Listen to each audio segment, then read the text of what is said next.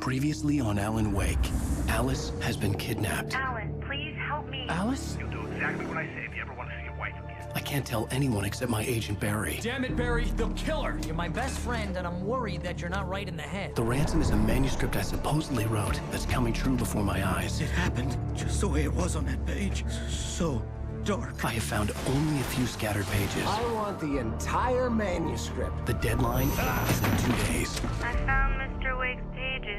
Good girl. How the hell did she get her hands on the manuscript anyway? I don't know. She's resourceful. I told you were too hard on her. Listen, I found out all sorts of interesting stuff while I was digging around. Yeah. Mr. Wake, it's Sheriff Breaker. We have an FBI agent here, Agent Nightingale. FBI? He's anxious to see you. You'd better come to the station. Okay, I'll be right over, Sheriff. Let's make this quick, huh? Help you folks? Name's Randolph. I'm the manager. We're looking for Rose. Works as a waitress down at the diner. Rose, sure. Nice girl. Who wants to know? I'm Alan Wake. The writer, huh? I heard on the radio you were visiting. Well, I'll show you her trailer. That Rose, she's a nice girl. Always pays her rent on time. As I was saying, Al, I found all sorts of weird stuff from the local newspaper's archives. This place is crazy. Disappearances, mysterious deaths, urban legends come true, and get this, most of this stuff takes place around Cauldron Lake. Well, you ain't wrong, mister. The Indians thought the lake was a doorway to the underworld. I'm the God-fearing type myself. I don't hold with that sort of thing. Yeah, okay. Anyway, there was an island there owned by a guy called Thomas Zane. Now, some of the articles I found about him make him out to be a famous writer, but I ran a bunch of searches, couldn't find a single thing he wrote. Zane was heavily into diving, so much so that the place came to be called Dive Island. But the volcano under the lake erupted in 1970, and Zane went down with the island.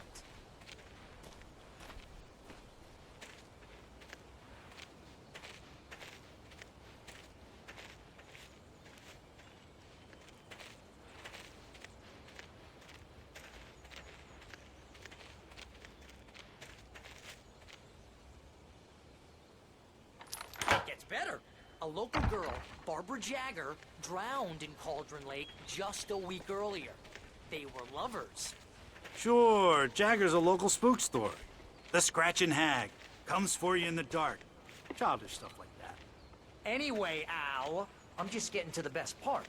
All of the articles about this stuff were written down. I asked around, and she's that crazy bag lady you met. What, the lamp lady? She can be a little loopy, but she's not homeless or anything. Yeah, anyway, she knew both Jagger and Zane before they both died, and she had some kind of a breakdown.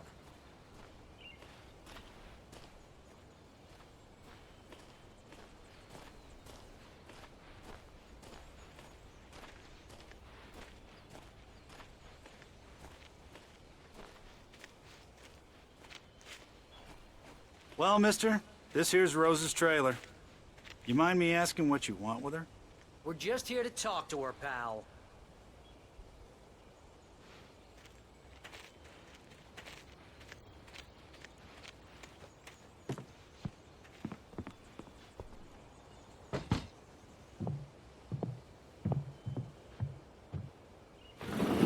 Welcome to... Oh dear, Mr. Wake. I'm so glad you're here. Rose, you have my manuscript? Oh. Oh, yes. Yes. Please, come in.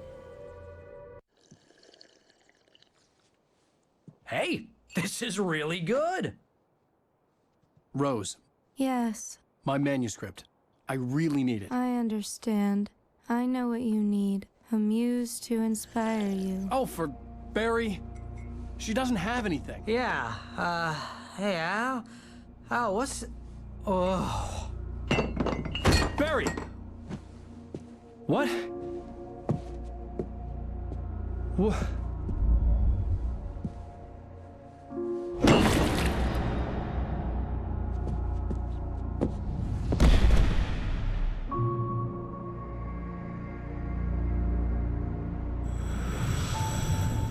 coming for you, hiding in my barber's skin. I'm too weak to stop it. You must turn the lights on. I promised I'd come visit you and your lovely wife. You must finish what you started. I insist. You must turn the lights on. Turn the light on. Back to work, boy.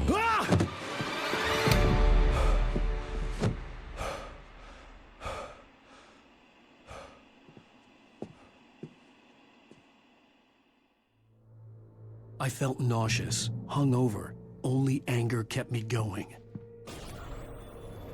I can't tell reality from dream anymore, but it seems I have an imaginary editor to help me. She's an old woman in a funeral dress. I call her Barbara Jagger. She's very strict. I'm writing faster and faster. My manuscript is being heavily revised. The edits are getting very aggressive, and each day there's less of me and more of her. I hate it, but I know she's right. She promises me I can save Alice this way. She knows more of this than I do. About the complex incantation I'm attempting. About this place. She's worked with another writer under similar circumstances, Thomas Zane. The genre of the story seems to be shifting. It's turning into a horror story. I'm getting close. I can feel it.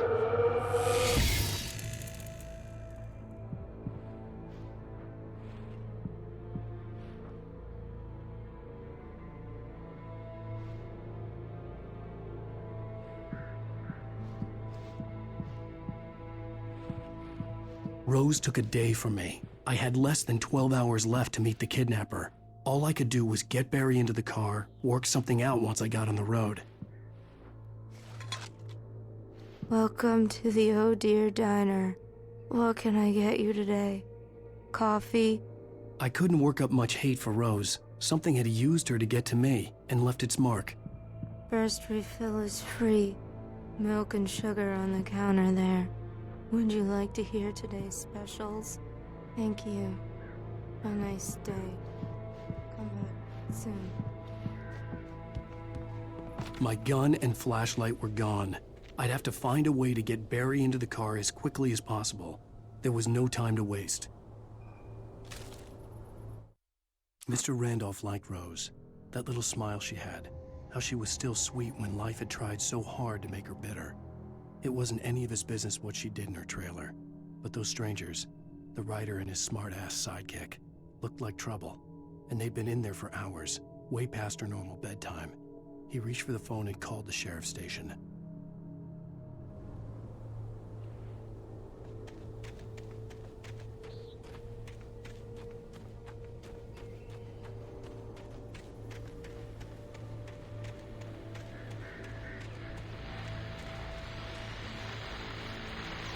I just stepped outside to catch a breath of fresh air. Let me tell you, the weather's getting heavy.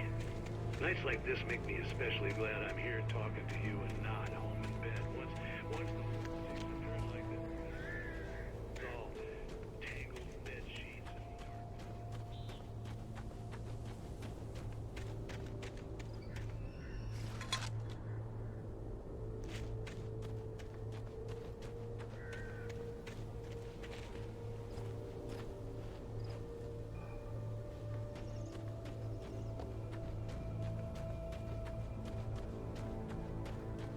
Oh, you're gonna get it now. God knows what you've done to that poor girl. This is Agent Nightingale, FBI! Get him up, Hemingway! You're under arrest! You move a muscle, I'll unload right in your goddamn face! Stay right where you are, Spillane!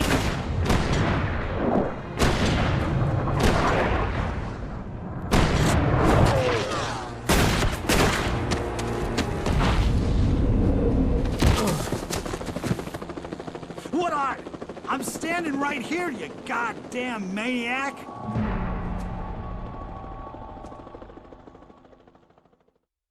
I hated to leave Barry behind, but there was no way I'd miss my appointment with the kidnapper. Give it up, Mr. Wake. Come on. Make it easy.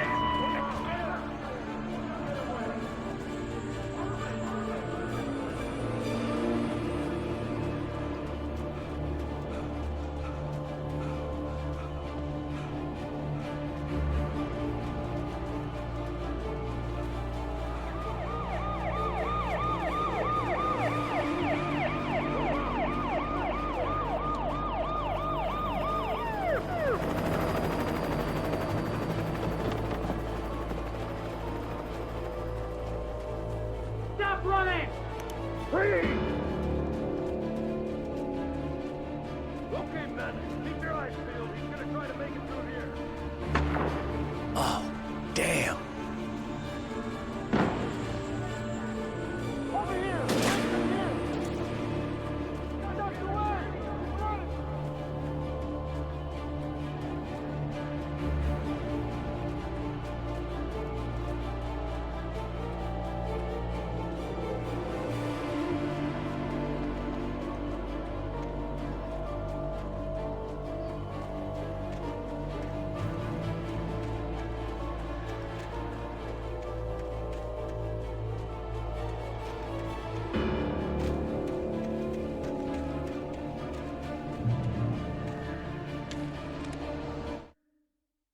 For decades, the darkness that wore Barbara Jagger's skin slept fitfully in the dark place that was its home and prison. It was hungry and in pain. It dreamed of its nights of glory when the poet's writing had called it from the depths and given it a brief, terrible taste of power and freedom. The rock stars had stirred it from the deep sleep the poet had sunk it back to in the end. When it sensed the writer on the ferry, it opened its eyes.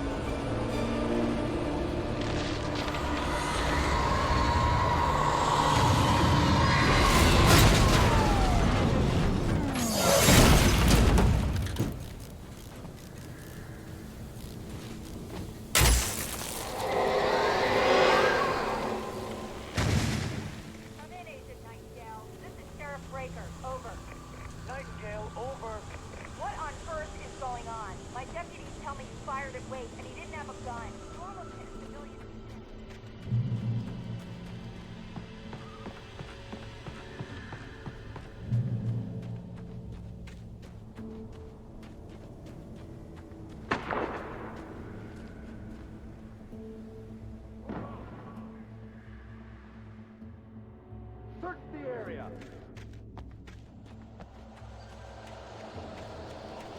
Stay sharp.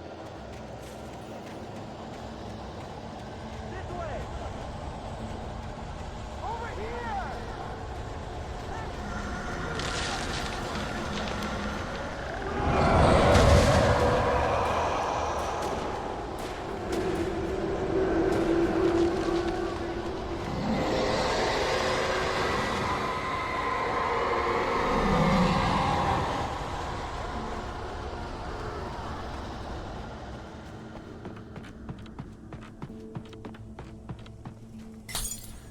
This horror was everywhere I went, circling me.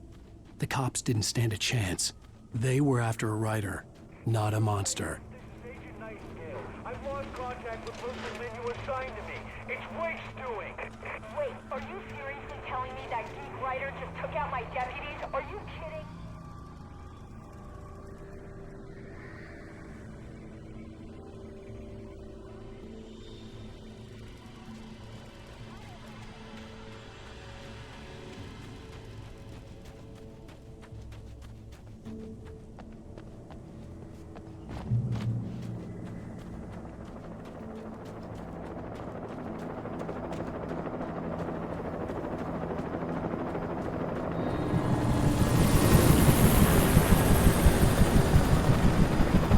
You on the ground. Hold it right there.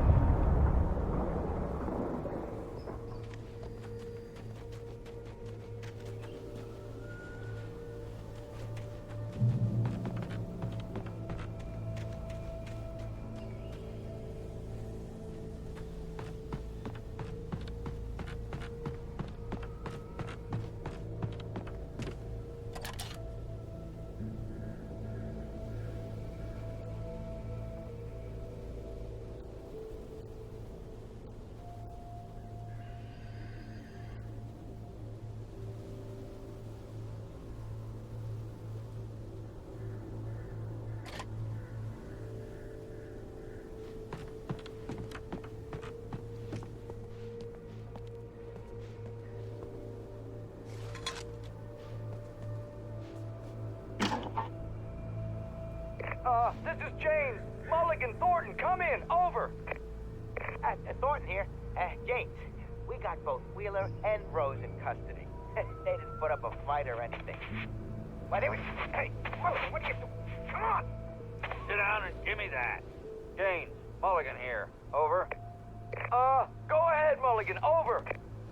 We got Wheeler and Rose here. Wheeler's drunk or hopped up on something. Speaking of which, that Fed had a pretty distinctive whiff of Otis Scotch about him, if you know what I mean. Over. I don't have anything on that, Deputy Mulligan. Over. Well, whatever. Anyway, Rose is just being plain weird here. You better get Doc in to take a look at both of them. Over. Gotcha. You better get them here quickly. The, Fed's gonna want to interview Wheeler. Over. Oh, yeah, I bet he does. Looks like they have a lot in common. Mulligan out.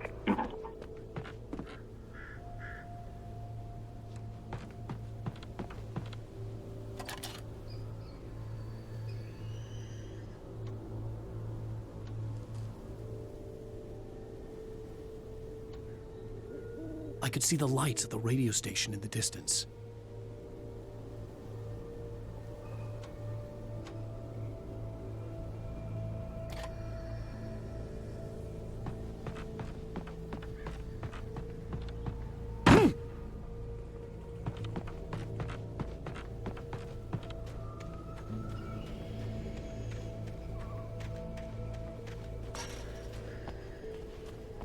I imagined that the broadcast tower in the distance was part of the local radio station. Maine seemed like a decent guy. Perhaps he could give me directions to the coal mine.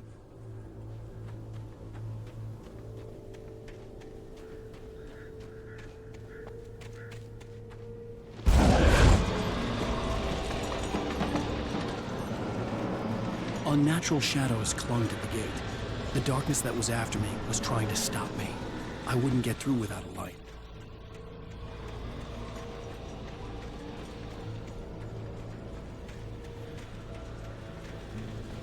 There was no power to the searchlight.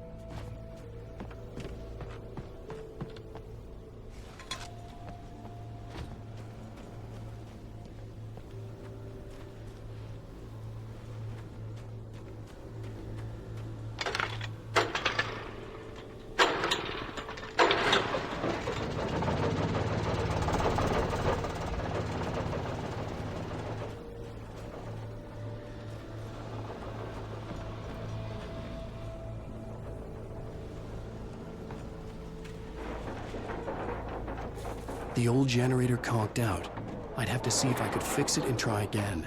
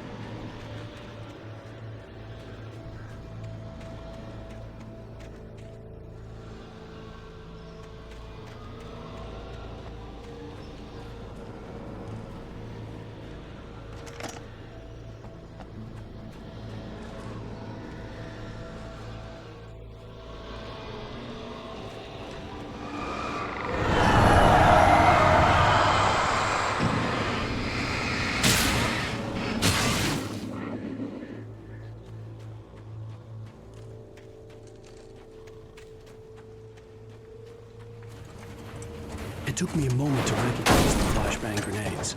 They were an ideal weapon for my situation.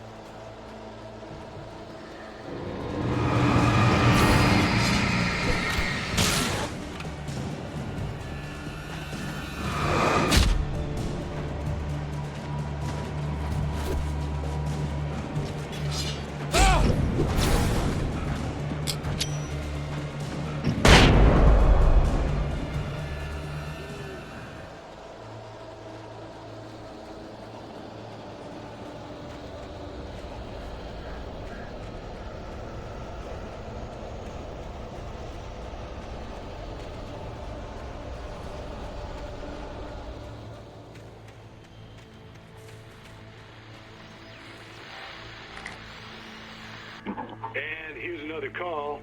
You're on KBF-FM with Pat Maine. It's Milt Peabody, Pat. What's on your mind, Milt? Well, I live near the trailer park. Big ruckus going on over there. Well, that's just up the road from me, too. What's going on, do you know? I don't know, but there's a bunch of police cars there. Lots of sirens, a helicopter buzzing around, and I think I heard some gunshots. Gunshots? Yes, sir. Like from a distance.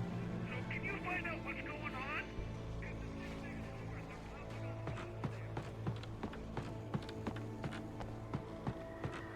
This endangered species is on.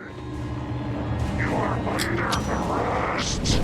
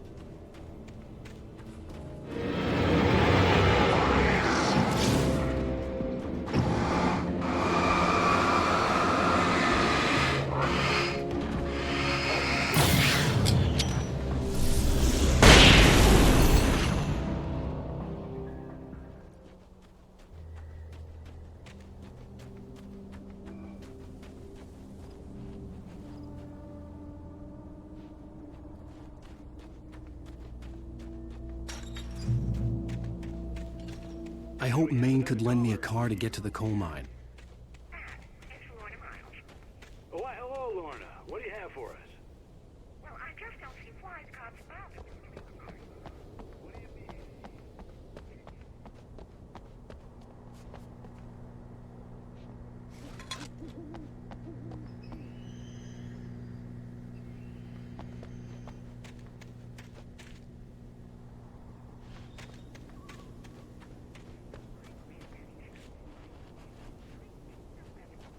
Well, thank you very much for that compassionate viewpoint, Lorna.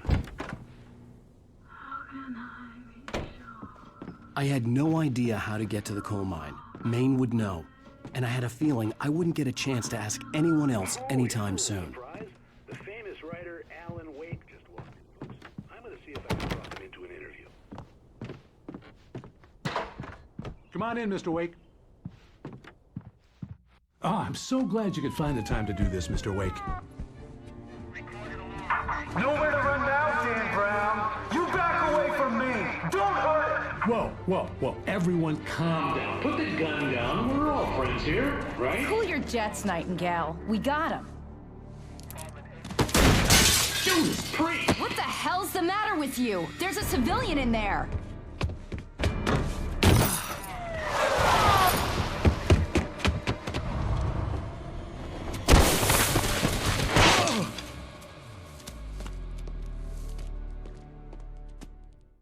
I'll get you yet, even if it kills me, you hear me? You hear me, H.P. Lovecraft? I had fallen off so many cliffs it was ridiculous. That's what you get for naming a book The Sudden Stop. It was probably good I hadn't had the chance to tell Maine where I was going. I'd have to lose the cops and find my own way to the mine.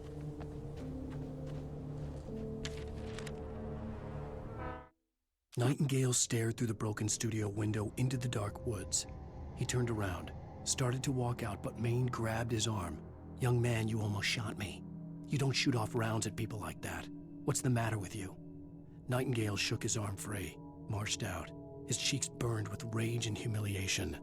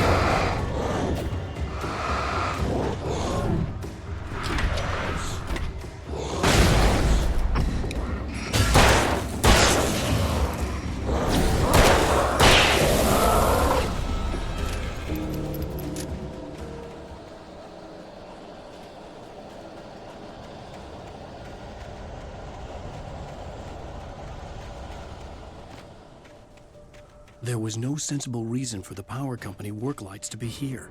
It was almost as if they'd been left for someone like me to use.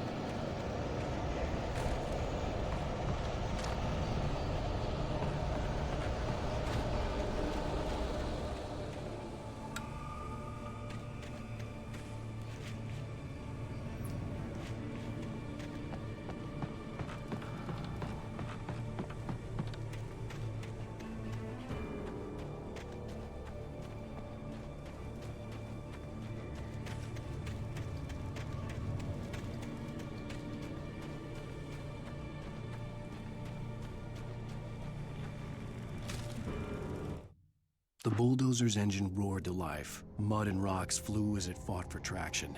It crashed through the concrete wall and landed heavily in the yard. If it were an animal, it would have shaken its head after the impact, fixed its eyes on me, and charged. Of course, it had no head, nor eyes. Shadows crawled on its form, twisting it into a monster. Then, it came for me.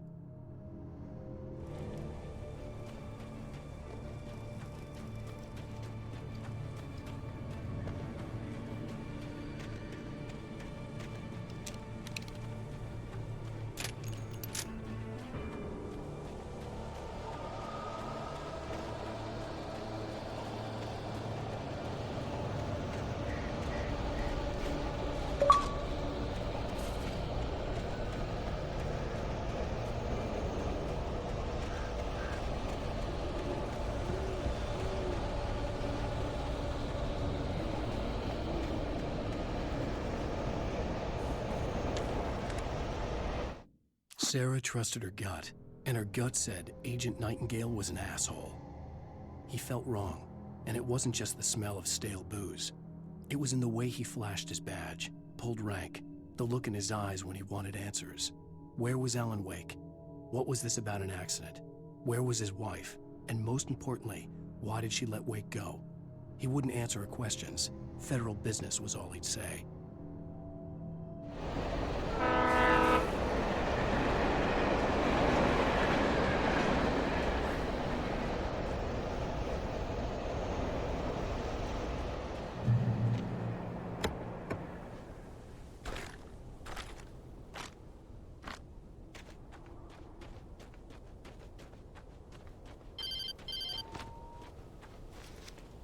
Hello?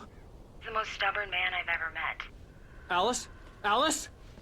Alan, I'm so afraid. It keeps me in the dark. Please help me. I look at you, Alan, and it's not you. Something else. Looking out from behind your eyes. Alice, I'm here. I'm so alone here. It's all gonna go to hell. You need to be careful. Cooperate. The connection had been terrible, but that wasn't the only thing that hadn't been right with the call. She sounded wrong somehow, but she had called me.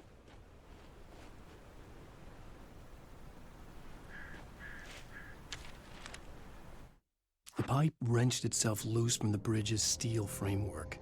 Wrapped in darkness, it floated in midair, twitching. For a moment, I didn't understand what I was looking at. The heavy object lurched at me with impossible force.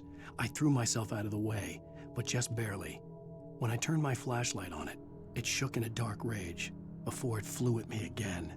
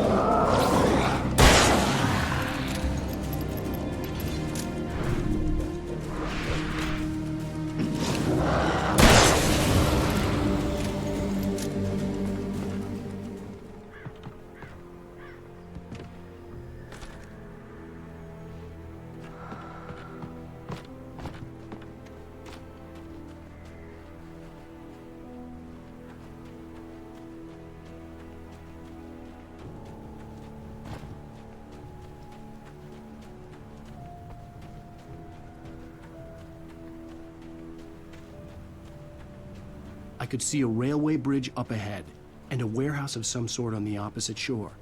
I hoped I could find a car from there.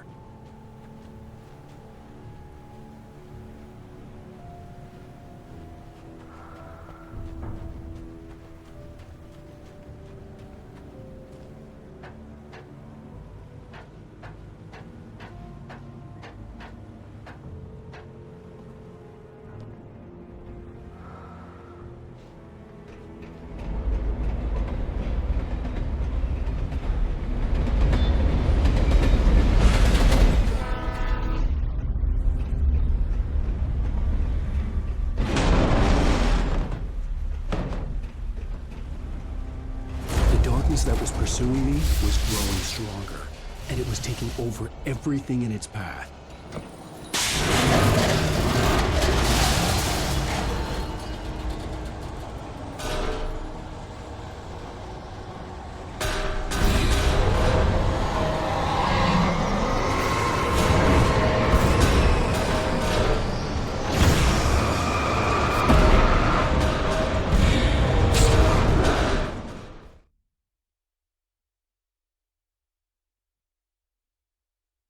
I hoped I could find a car from there.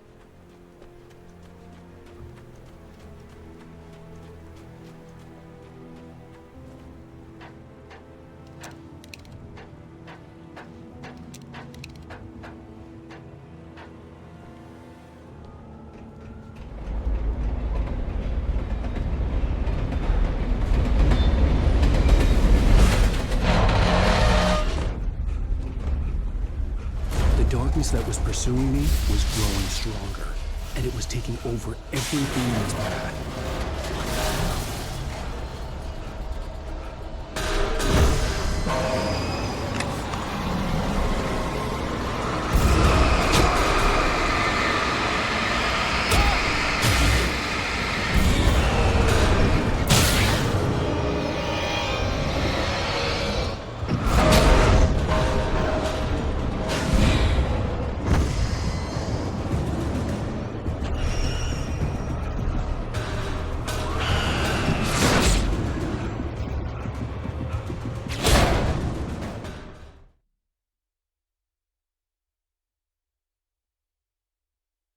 I hoped I could find a car from there.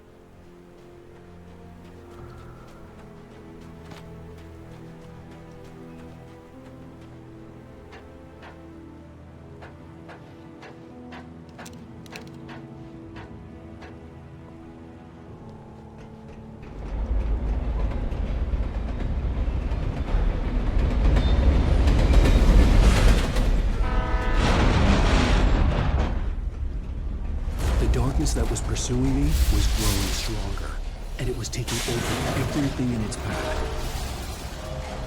What the hell?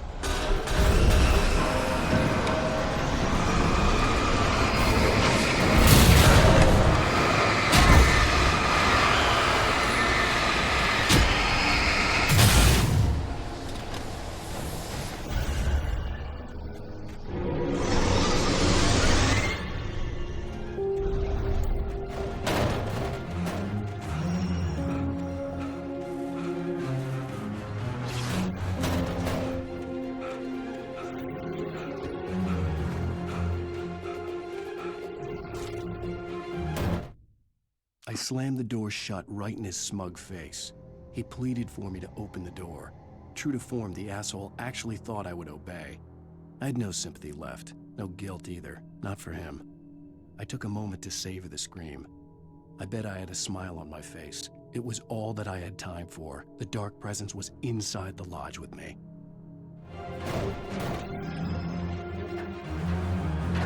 As a teenager, I was starting to get interested in writing.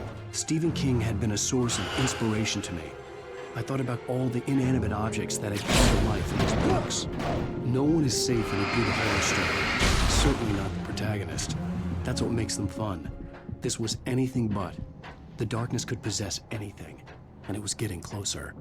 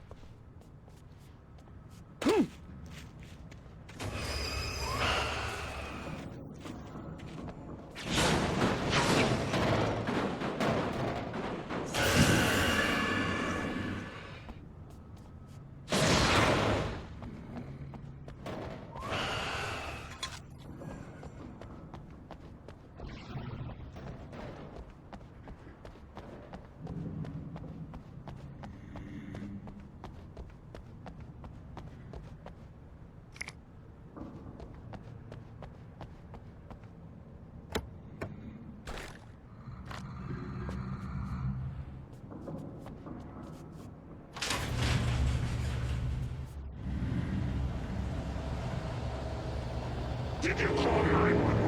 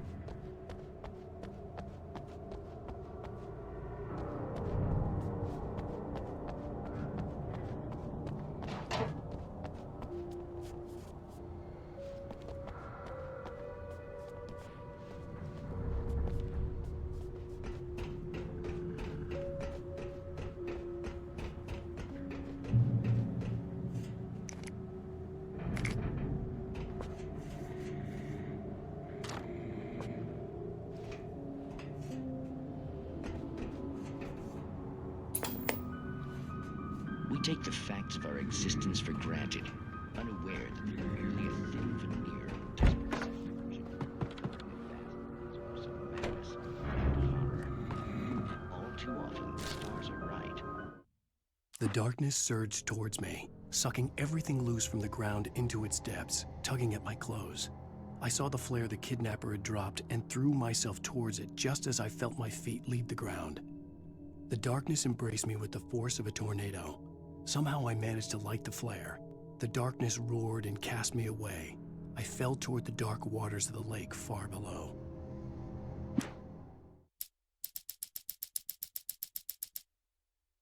In Night Springs.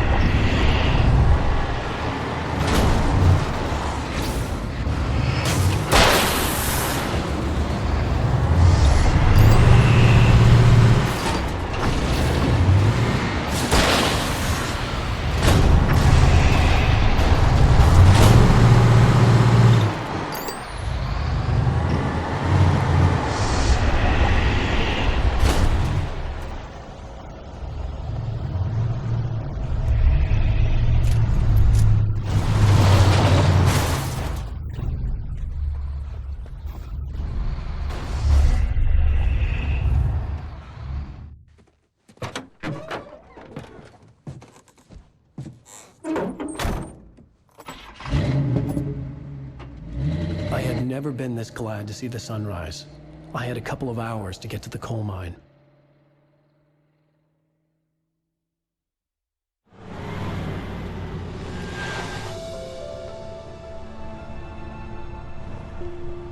coal mine wasn't far now.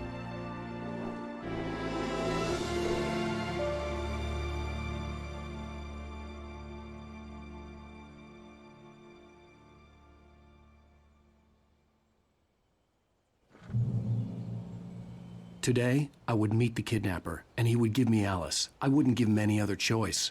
A drowning man will clutch at a straw.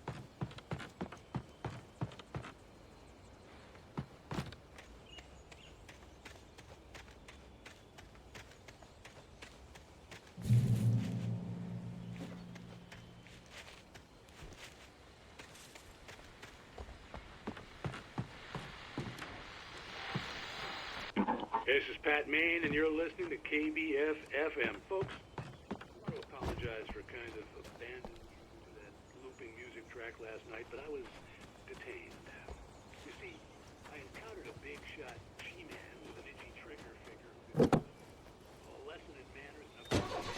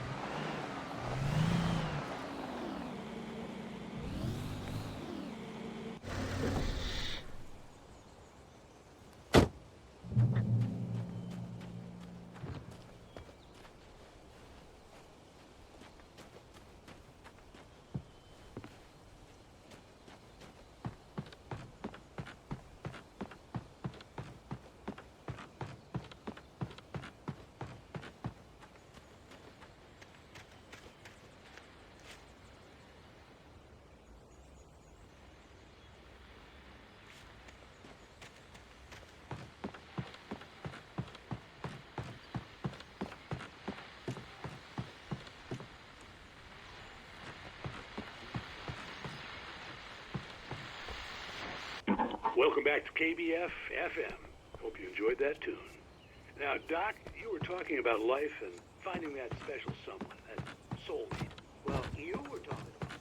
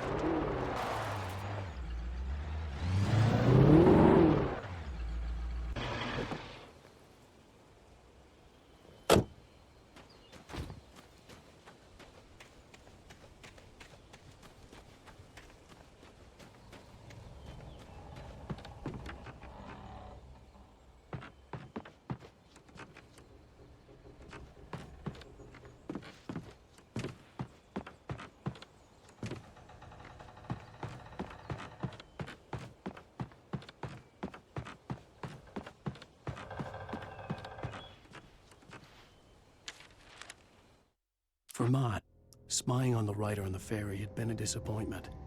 His boss had made Wake out to be something special, but Mott hadn't been impressed. He'd gotten a good long look at the wife, though, and he liked what he saw.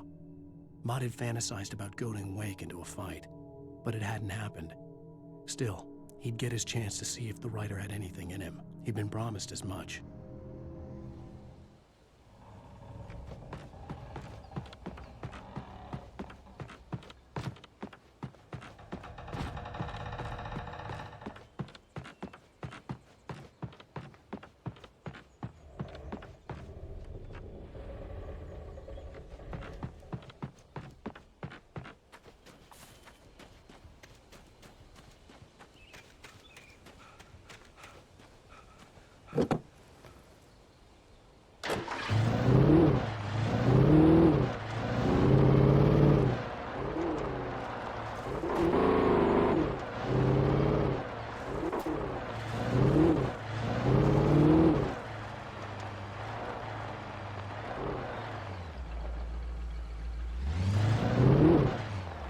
I was early. I was supposed to meet the kidnapper at noon in the main building. The coal mine was quiet. It was a museum now.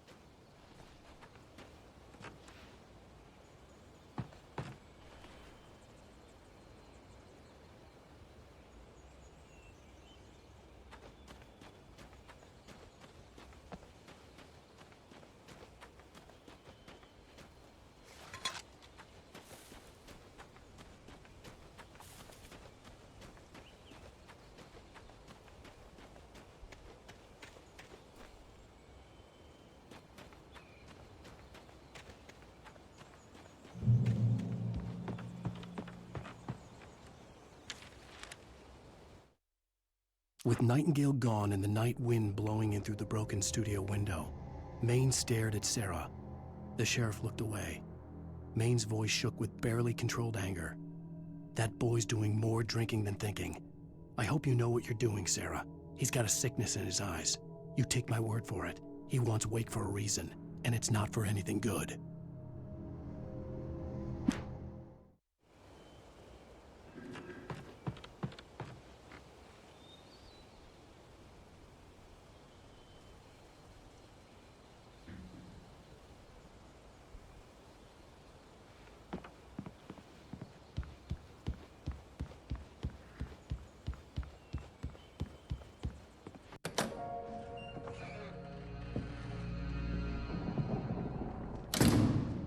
I didn't want to go outside.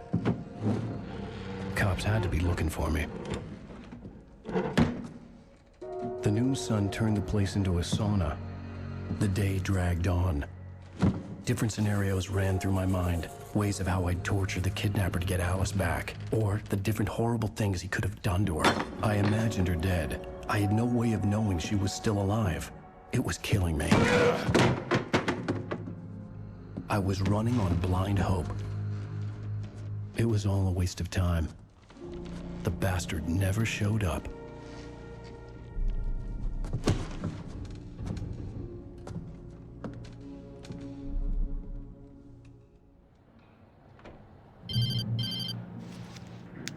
Wait. Where the hell are you? Change of plans. You know where Mirror Peak is? It's a big mountain north of where you are. You follow the path from the mine, you can't miss it. There's a lookout point there. I'll be waiting. I'm through being jerked around by you. You want to see your wife alive? Because if you do, you better watch what you say to me. Do we understand each other? I want to talk to Alice. Yeah, and I want the manuscript. Don't keep me waiting, Wake. Hello? Hello! Ah! I'm gonna kill him! I had to get to Mirror Peak.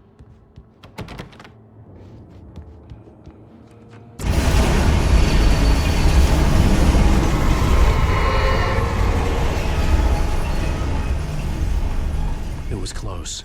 Maybe closer than ever before.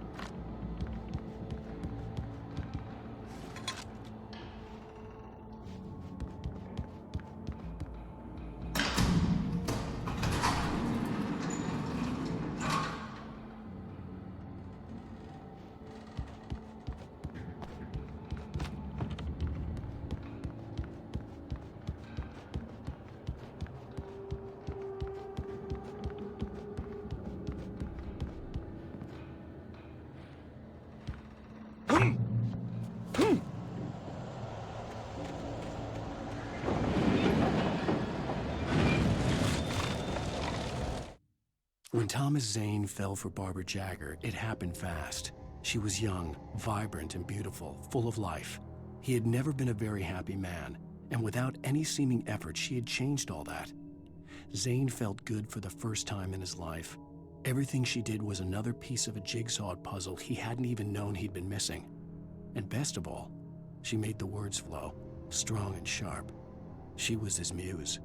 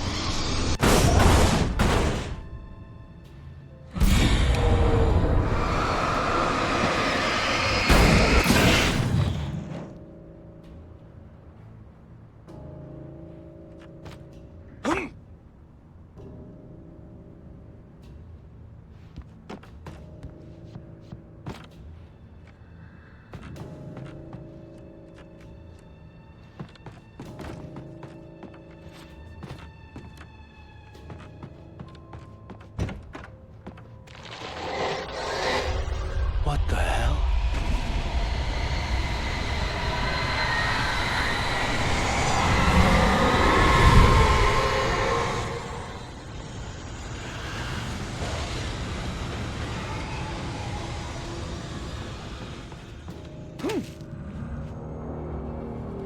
The only way to reach the hillside ahead was to go through the building. I had to find a way to avoid electrocution.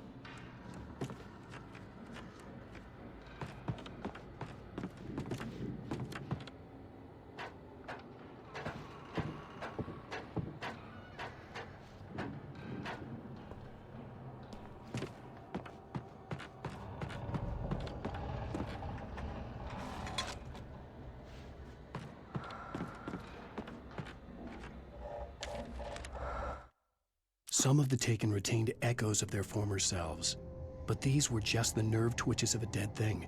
Nothing remained but a shell covered and filled with darkness. In most cases, these puppets were enough for the purposes of the dark presence. But for anything more elaborate, as with the writer, it was different. It needed his mind. And so rather than taking him over completely, it merely touched him.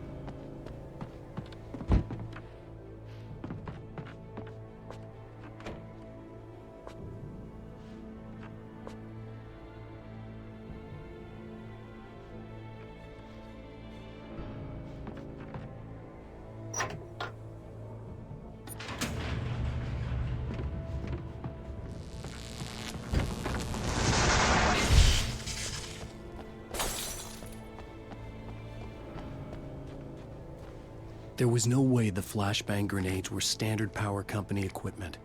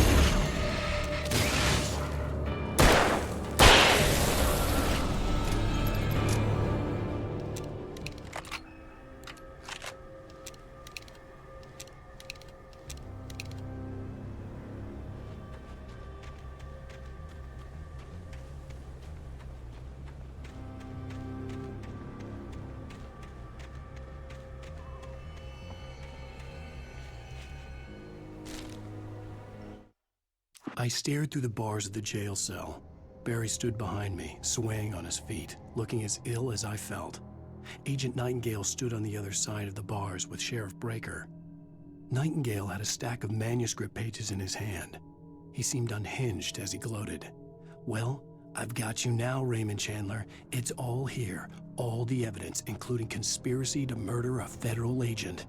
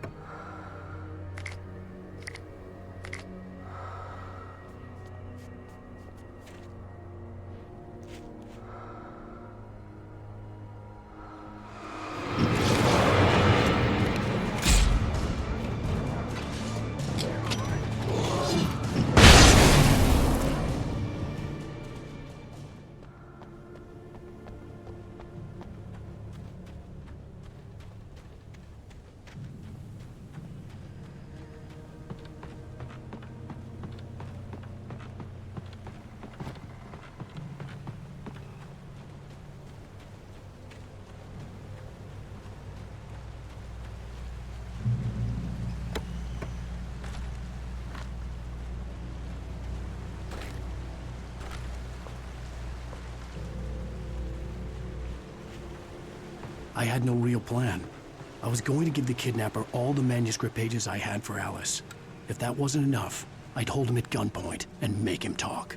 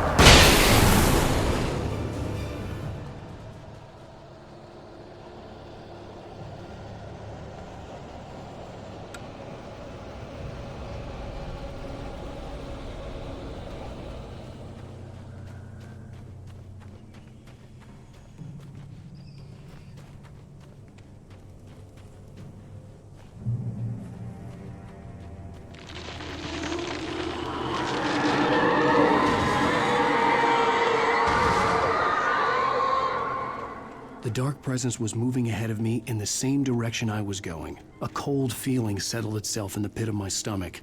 Was it going for Alice?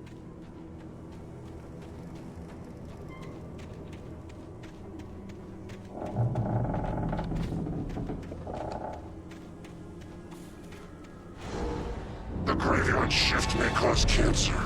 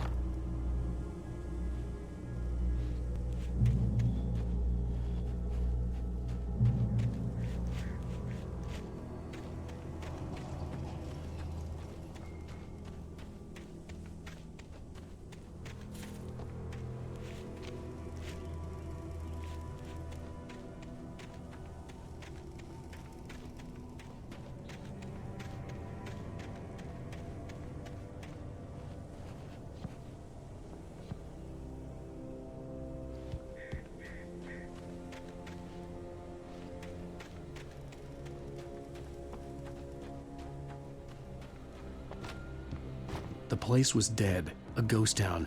Had been for decades, maybe a century.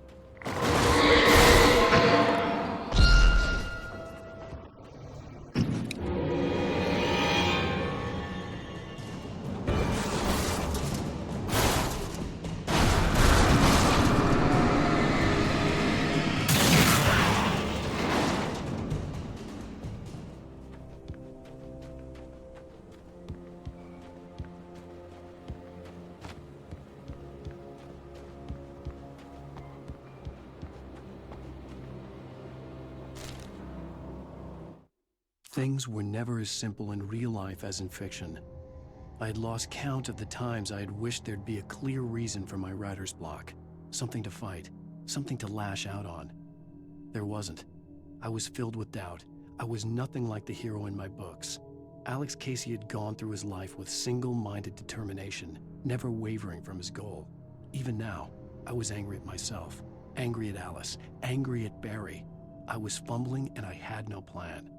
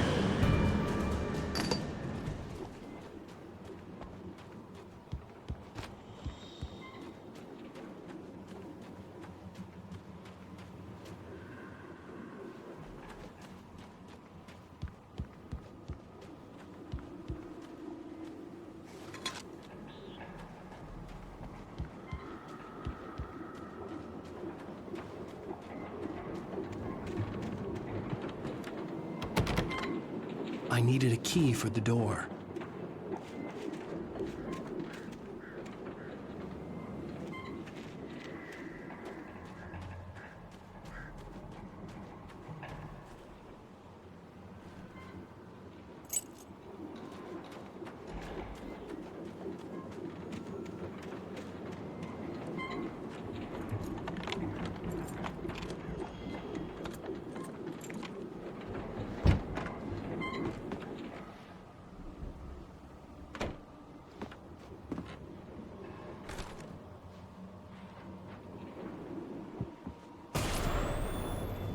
Anything outside of writing is a struggle. I feel ill. I managed to make my way downstairs. There's a shoebox filled with books and papers by Thomas Zane. It's very hard to focus, but I managed to read some of it. He's a poet, and a good one. He writes of muses and creators summoning fabulous things from a magic lake, using his powers to shape the world of a realm of gods and dreams and demons, dark things that wait for a chance to slip through, wearing the flesh of men as disguise. Zane writes about himself, his girlfriend being taken over by a dark presence, about growing scared of the lake.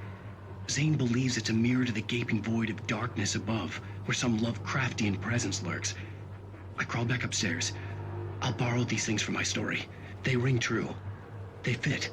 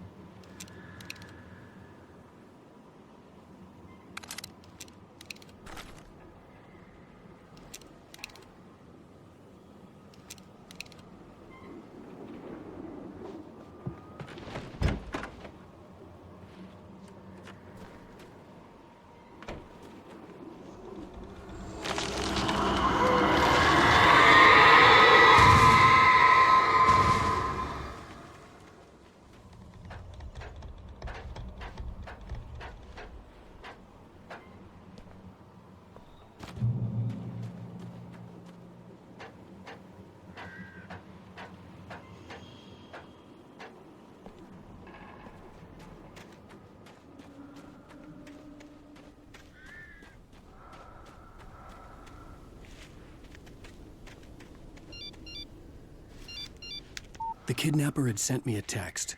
The message was full of spelling errors and insults. It was telling me to hurry up.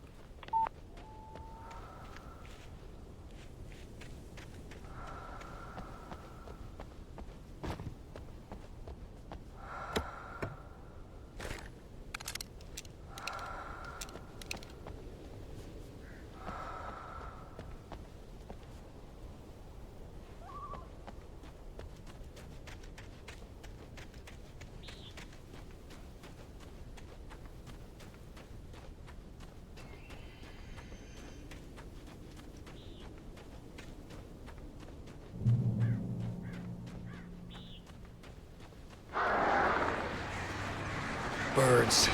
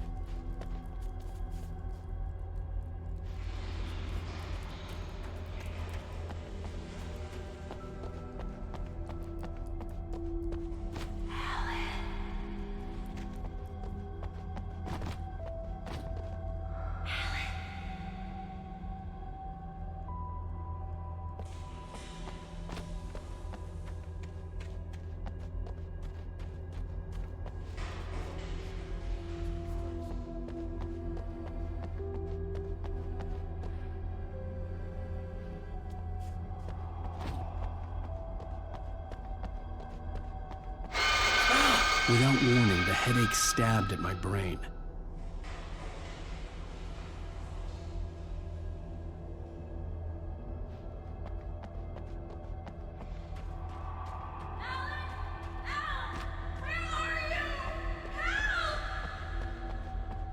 Alice? Alice!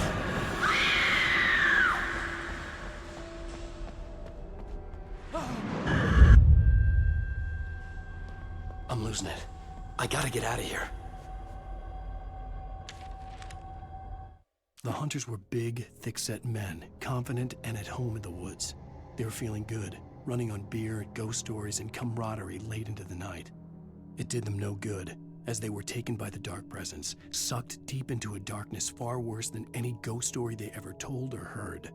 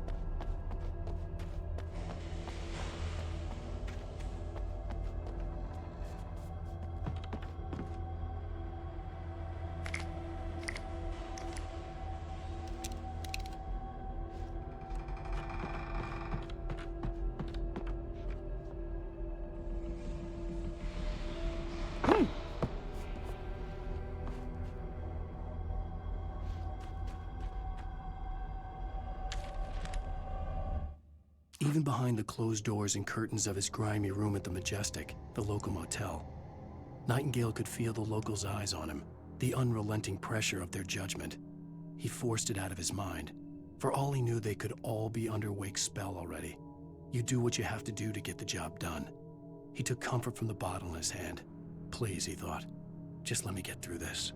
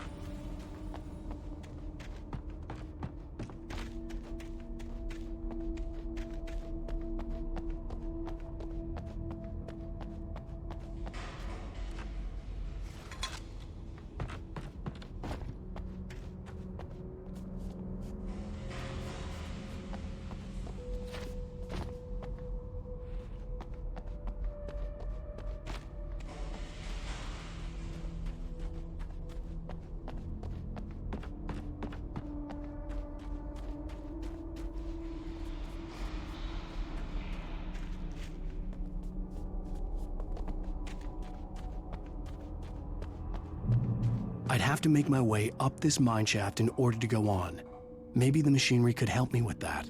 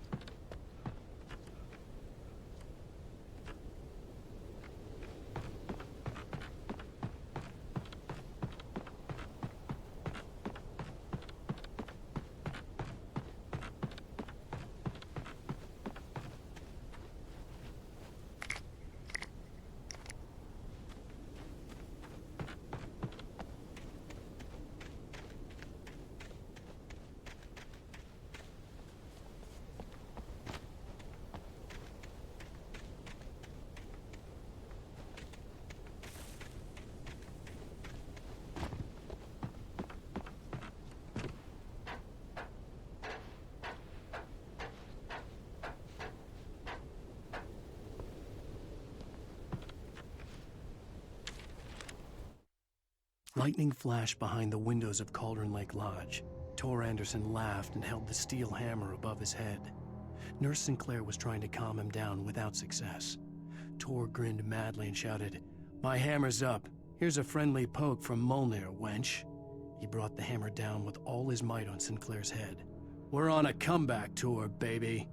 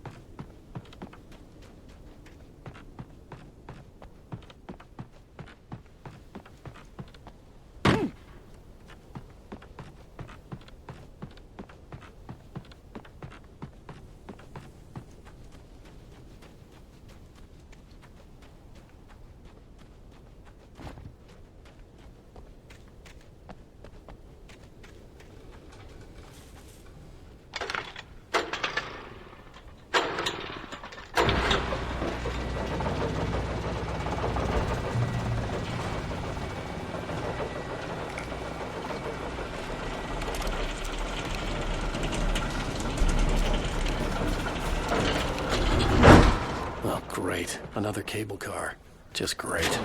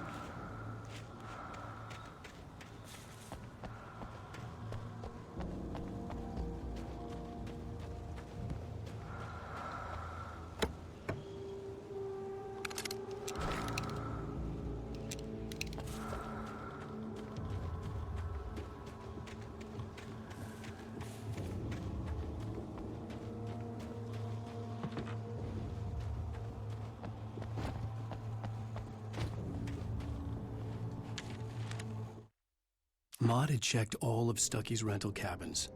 There had been no sign of the Wakes. It was dark when he'd found their car parked at the end of the road by Cauldron Lake. It made no sense. They must have taken a wrong turn, but there was no sign of them, and the car had been there for hours already. Frustrated, Mott stood on the rotten ruin of the footbridge that had once led to Diver's Isle before it sank beneath the waves years ago. The boss wouldn't be happy.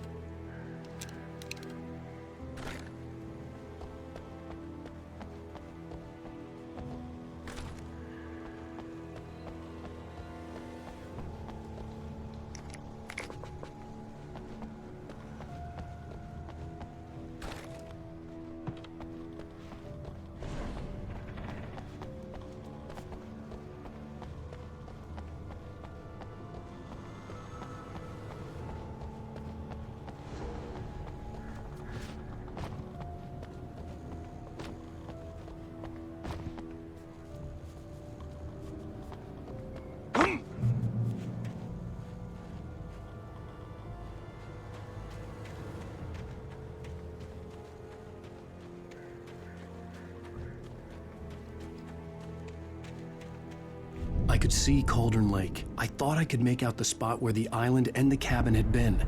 There was a light near it. It had to be a boat.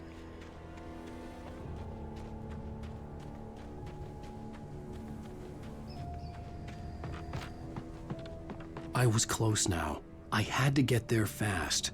I dreaded what I would find. I tried to hold on to Alice, but her form melted away. I was losing control. Dr. Hartman stood in her place. I wanted to hit him, but my arms were jelly. He smiled. It was a reassuring smile, and I hated him for it. I had to give you a sedative. Don't fight it. You went through another rough period. Right now, it's very important that you stay calm. We don't want you to have another episode. You're a patient at my clinic. Have been for a while now.